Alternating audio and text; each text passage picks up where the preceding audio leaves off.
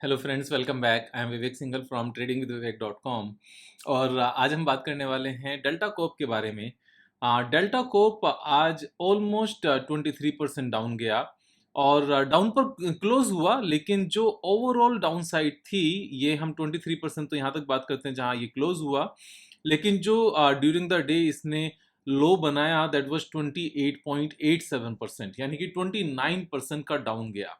इसका main reason क्या रहा? मेन रीजन जब हम सर्च करते हैं डेल्टा कोप की न्यूज को लेकर, so Delta shares crash 28% as government imposes 28% GST on casino. यानी कि अगर 28% के बदले 36% या कुछ अलग रूल लेकर आते तो शायद उतना डाउन होता। एनीवेज, ये मजाक की बात है। So it's a matter of chance कि 28% यहाँ पर जीएसटी इम्पोज हुआ तो 28% ही स्टॉक प्राइस डाउन हुआ। तो इसका लॉन्ग टर्म इम्पैक्ट क्या है? अब जब इतना स्टॉक प्राइस गिर गया है, जिसके पास है वो क्या करें और जिसके पास नहीं है क्या खरीदने की अपॉर्चुनिटी है? तो देखो, यहाँ पर किसी भी तरह का राय देने का मेरा कोई यहाँ पर राइट नहीं है, मेरे पास कोई अथॉरिटी नहीं है। लेकिन इस पूरे सिनेरियो को एक बार हम इसके चैलेंजेस डिस्कस कर लेते हैं, इसका सारा पॉइंट डिस्कस कर लेते हैं कि एक्चुअल में इसका इम्पैक्ट है क्या, यहाँ पर फर्क क्या पड़ेगा, और इस तरह के जो बाकी प्रोडक्ट्स हैं जिनके ऊपर इतने इससे भी ज्यादा यहाँ पर टैक्स लगे हुए हैं उन केसेस में क्या होता है। तो हम यहाँ पर एक बार जब डिटेल में जाते हैं तो online gaming casinos set to attract 28% GST. ठीक है, तो यहाँ ये बात बिल्कुल साफ साफ इन्होंने कर दी कि ऑनलाइन गेमिंग और कसिनो पर यहाँ पर 28% का जीएसटी लगेगा। 28% GST on online gaming, horse racing, casinos on full face value explained. So full face value का मतलब क्या है कि कसिनो में जाकर आप जो भी खर्च करोगे या फिर ऑनलाइन गेम में आप जो भी पैसा खर्च करोगे उसके ऊपर 28% जीएसटी लगने वाला है। तो ऑनलाइन गेम में टोटल पर 28% या फिर बाकी में 28%, एक्चुअल में यहाँ पर डिफ्रेंशिएट करने की बात हो रही थी कि जो गैम्बलिंग है उसको 28% में रखा जाए, जो गैम्बलिंग नहीं है उसको अलग रखा जाए। लेकिन यहाँ पर बात ये की गई कि जो भी ऑनलाइन गेम में आप जो भी पेमेंट करोगे, जो भी यूजर है उससे जितना भी पैसा आएगा, चाहे वो किसी भी चीज के लिए आया हो, चाहे वो प्लेटफॉर्म फीस के लिए आया हो, चाहे वो गेम को रिचार्ज करने के लिए आया हो, चाहे वो वहां पर बैट लगाई हो उसमें हारने पर आया हो, उसके ऊपर 28% यहाँ पर जीएसटी लगने वाला है। सो कुल मिलाकर फेस वैल्यू पर सीधा सीधा यहाँ पर टोटल वैल्यू पर 28% जीएसटी लग जाएगा। अब 28% जीएसटी गवर्नमेंट ने लगाया क्यों होगा, इस बात को अगर देखकर चलें तो कुछ सिन एक्टिविटीज मानी जाती हैं। सिन मीन्स पाप, SIN, सिन। सिन एक्टिविटीज मानी जाती हैं, जैसे लिकर है जिसको अल्कोहल कहते हैं, या फिर जो टोबैको है जिसको सिगरेट्स कहते हैं, या फिर जो अपना ये गैम्बलिंग है। यहाँ पर ऑनलाइन गेम्स को गैम्बलिंग ही कहा गया है, हॉर्स रेसिंग भी गैम्बलिंग है एंड कसिनोज भी गैम्बलिंग है। अब क्योंकि डेल्टा कॉर्प का बिजनेस यहाँ पर कसिनो भी है, ऑनलाइन गेमिंग भी है, तो ये 28% उसके ऊपर पूरा पूरा फिट बैठता है, उनको 28% जीएसटी यहाँ पर पे करना पड़ेगा।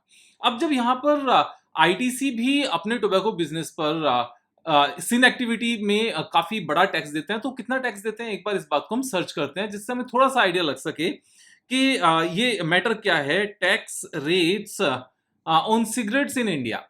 तो अगर हम अभी की बात करें तो ये February 23 की बात है। Overall tax on cigarettes includes GST, NCCD and compensation cess accounting for more than 52%। 52% cigarettes पे टैक्स देते हैं, और ये टैक्सेशन लास्ट 15-20 ईयर्स में हर साल बढ़ा है। मीन्स जब भी बजट आता है तभी आईटीसी के शेयर को ये चिंता हो जाती थी कि इस बार फिर से टैक्स बढ़ेगा, फिर से सिगरेट्स पे टैक्स बढ़ेगा। लेकिन आज तक भी सिगरेट का बिकना कम हुआ क्या? आज तक सिगरेट का बिकना बंद नहीं हुआ। टैक्स तो छोड़ो, सिगरेट के पैक के ऊपर गंदी गंदी तस्वीरें भी लगा दी कि खाना खाते हुए अगर कोई मीन्स उन तस्वीरों को देख ले तो बंदे से खाना ना खाया जाए। लेकिन उसके बाद भी सिगरेट पीनी बंद हुई क्या? यहाँ पर सिगरेट पीनी बंद नहीं हुई। यहाँ पर सिगरेट पीना जो बंद नहीं हुआ उसका कारण क्या है? सिगरेट किस तरीके, कौन लोग पीते हैं सिगरेट? जिनको हैबिट है, जो एडिक्शन है जिन लोगों को, या तो वो बचपन से पड़ी या बाद में पड़ी, या फिर मैं अगर इसको एक सिंगल टर्म में बात करूं ना, जो जहां पर विजडम की कमी है ना वो लोग सिगरेट पीते हैं, या फिर जहां पर विजडम की कमी है वो अल्कोहल का कंजम्पशन करते हैं, या फिर जहां विजडम की कमी है वो ऑनलाइन गेमिंग में जाते हैं। अब विवेक भाई कुछ ज्यादा नहीं बोल रहे आप? देखो, इसमें ज़्यादा बोलने की कोई बात ही नहीं है। आप खुद से पूछ लो कि सिगरेट पीना समझदारी है क्या? आप खुद से पूछो अल्कोहल पीना समझदारी है क्या? आप खुद से पूछ लो कि ऑनलाइन गेम खेल के पैसा जुए में लगाना समझदारी है क्या? मुझसे पूछने की ज़रूरत ही नहीं है। तो यहाँ पर इन तीनों एक्टिविटीज़ को, चाहे वो अल्कोहल हो, चाहे सिगरेट हो, चाहे गेमिंग हो, इनको बेसिक नीड से बाहर रखा गया है और इसको एक एडिक्शन माना गया है और ये एडिक्शन बेसिक नीड में कहीं तक नहीं आता। ये एक सिन एक्टिविटी है। अगर दुनिया इस काम को करना छोड़ दे तो उनकी जिंदगी और अच्छी ही होगी, बेकार नहीं होगी। तो इसीलिए गवर्नमेंट हमेशा इस तरह की चीजों को डिस्करेज करने के लिए इस तरह की एक्टिविटीज पर ज्यादा से ज्यादा टैक्स लगाती है। मैं आपको एक छोटी सी फिगर और दिखाना चाहता हूं कि अल्कोहल के ऊपर कितना टैक्स लगता है। आपको देखकर थोड़ा सा ऐसा लगेगा, विवेक ये तो कभी सोचा ही नहीं था। हम यहाँ पर यूनाइटेड स्पिरिट की बात करते हैं और United Spirit means McDowell N.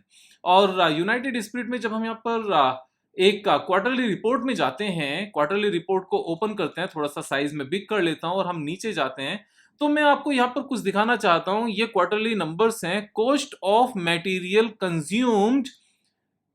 ये जितने भी नंबर्स हैं मिलियंस में हैं, यानी कि 756 करोड़। राइट, आप ध्यान से समझना, cost of material consume 756 crore and excise duty है 3288 करोड़, यानी कि यहां पर 4 टाइम से भी ज्यादा जितने का मेटेरियल कंज्यूम हुआ है उससे 4 टाइम से ज्यादा इसके ऊपर एक्साइज ड्यूटी लगती है। 400% of the raw material cost. आप समझ पा रहे हो इस बात को? 400%, 4 गुना। यानी कि अगर 1 रुपए का सामान लगा तो 4 रुपीज तो उसके ऊपर एक्साइज ड्यूटी हुई और टोटल 5 रुपीज का वो सामान बन गया। तो यहां पर कोई नहीं देखता। आपको याद हो जब कोविड आया था तो कोविड में जो लिकर शॉप्स थी उनको स्पेशली खोला गया था और स्पेशली खोलकर इनके बिना स्टेट्स की हालत खराब हो गई थी। तो यहाँ पर ये सीन एक्टिविटीज हैं, ये सब चीज चलती रहेंगी। मैं ये बात क्यों बता रहा हूँ, मैं यहाँ पर सिगरेट की बात क्यों कर रहा हूँ या फिर अल्कोहल की बात क्यों कर रहा हूँ? चाहे जो मर्जी कर ले कोई भी, चाहे इनके ऊपर 100% टैक्सेशन लग जाए, इनकी कॉस्टिंग को डबल कर दिया जाए, जिसने खेलना है वो खेलेगा। क्यों? क्योंकि कसिनो या तो बुरी आदत से खेला जाता है या शौक में खेला जाता है। अब विवेक भाई मीन्स एक ही चीज को आप बुरी आदत भी कह रहे हो और शौक भी कह रहे हो। देखो, जो बड़े लोग हैं ना, जो रिच लोग हैं, उनकी बुरी आदतों को शौक कहा जाता है और जो गरीब आदमी है उनकी बुरी आदतों को बुरी आदत कहा जाता है। आप इस बात को ध्यान से समझो। अमीर आदमी फिजूल खर्ची करे तो उसको शौक का नाम दिया जाता है, गरीब आदमी फिजूल खर्ची करे तो उसको घर बर्बाद करने का नाम दिया जाता है। ये अमीरी और गरीबी का फासला है, हम सब इस बात को समझते हैं। तो यहाँ भी कुछ ऐसा ही है। गरीब आदमी करेगा तो वो गलत बात है, करना भी नहीं चाहिए, क्योंकि उसको टैक्सेशन से भी फर्क है और वैसे भी पैसे पे करने से भी फर्क है। और अगर अमीर आदमी करता है तो कहीं तो खर्च करेगा ना यार। अब खर्च कर ही रहा है तो अच्छी बात है ना, गवर्नमेंट के पास पैसा जाएगा, इंफ्रास्ट्रक्चर में यूज होगा, आर्मी के लिए कुछ खर्च होगा, हम मीन्स ओवरऑल कंट्री के लिए खर्च होगा, जीडीपी बढ़ेगी। यहाँ पर खर्च जितना करेगा उतना जीडीपी बढ़ेगी, क्योंकि टैक्स के रूप में भी जाएगा थोड़ा सा हिस्सा। पहले 100 रुपीज जाते थे, 100 के साथ में मान लो 18% जीएसटी जाता था, 118 खर्च होता था, तो जीडीपी में टर्नओवर 118 की काउंट होती थी। अभी 128 की काउंट होगी क्योंकि 28% हो गया है। तो यहाँ पर ये जीडीपी बढ़ेगी, इससे कम नहीं होने वाली। और जहां तक बात यह है कि ये स्टॉक इतना गिर गया है, अब और क्या करें, कैसे नहीं करें।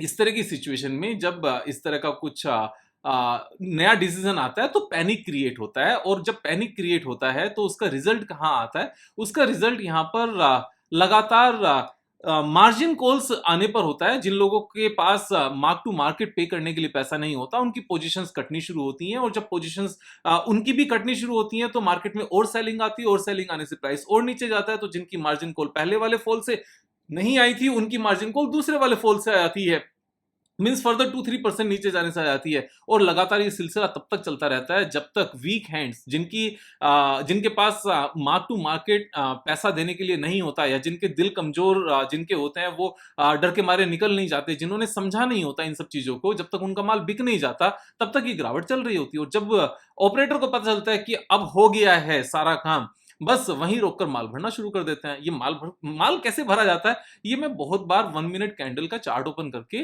पहले भी डिस्कस कर चुका हूं, और अब वापस से इस बात को एक बार डिस्कस कर लेते हैं कि 1 मिनट कैंडल पर किस तरीके से माल भरना नजर आता है। सबसे पहले तो आप ये देखो कि जब मॉर्निंग में यहां पर 9:15 पर ये स्टॉक प्राइस ओपन हुआ तो सीधा 10% के आसपास डाउन ओपन हुआ। ये बिल्कुल सीधी सी बात है, 10% यहां पर डाउन ओपन हुआ।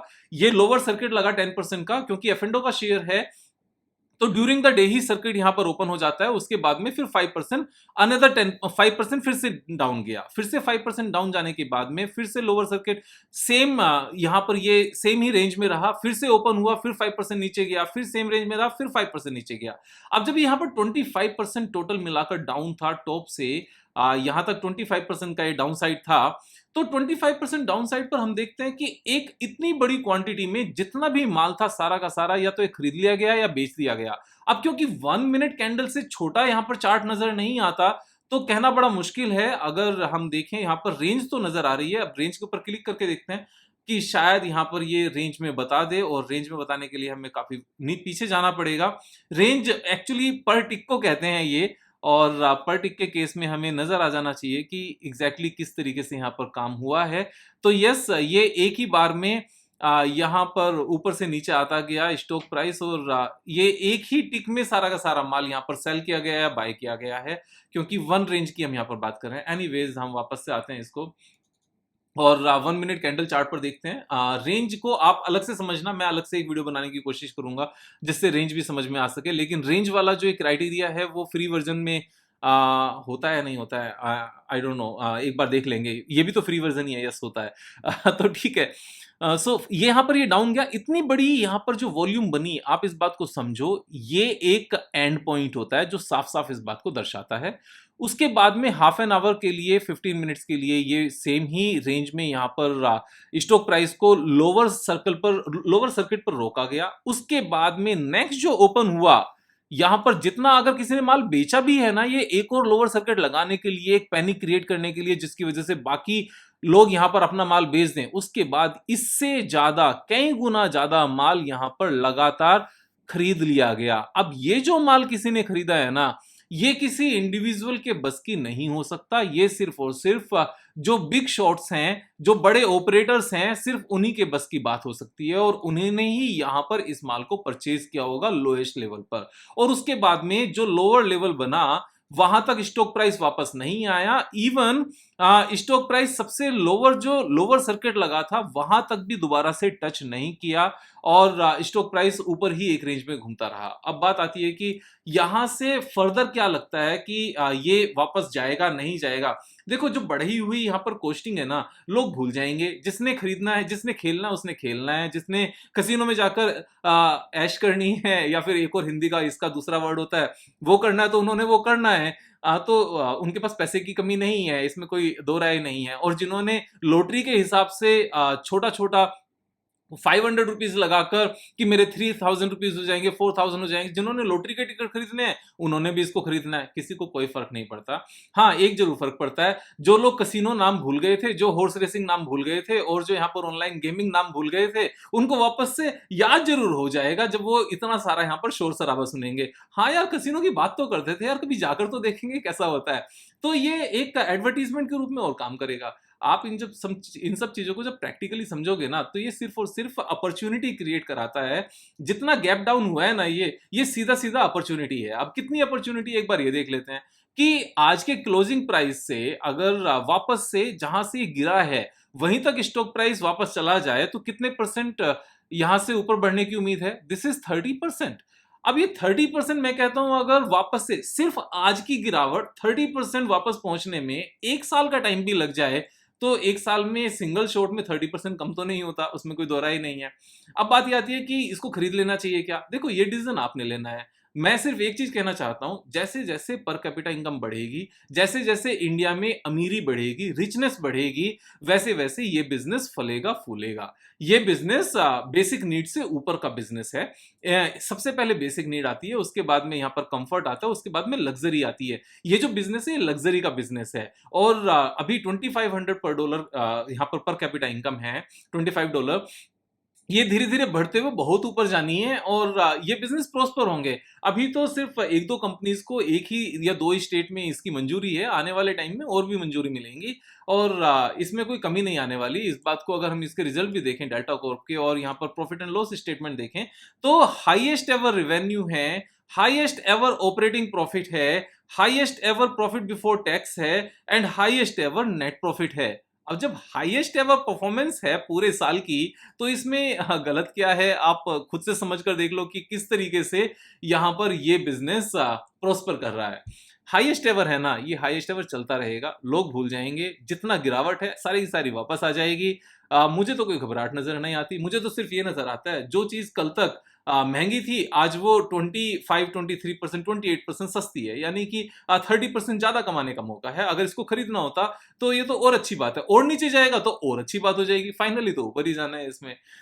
ये मेरी मेरी समझ है, यहाँ पर किसी तरह की रिकमेंडेशन नहीं है, ना बाय करने की, ना सेल करने की।